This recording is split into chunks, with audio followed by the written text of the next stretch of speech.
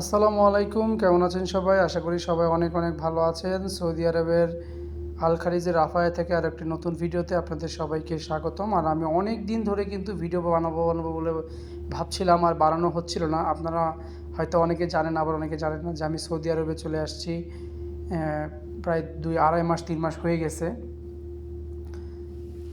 তো আসলে এই ভিডিওটা যে কারণে তৈরি করা, ভাবলাম যে আপনাদের সাথে একটু কথা বলি, কোনো কিছু একটা উসিলা তো লাগে কথা বলতে। তো দেখেন, আজকে কিন্তু আমাদের বাংলাদেশের অবস্থা খুবই খারাপ, খুবই ভয়াবহ।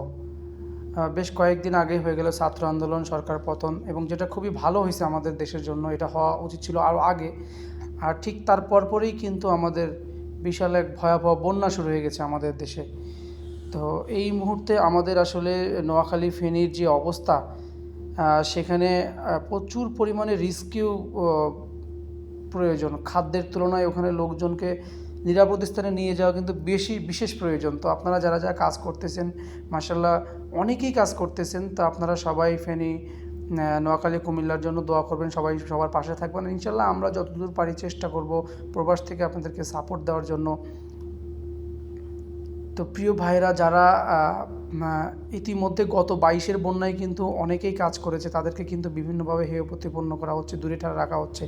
তো এই এখনকার যে সময়, যে পরিস্থিতি আমাদের নোয়াখালী ফেনীর, কিন্তু কাউকে দূরে রাখার জন্য সেই সময়টা উপযুক্ত সময় না। কাউকে ছোট করে কথা বলা বা অন্য কিছু করার জন্য কিন্তু উপযুক্ত সময় না।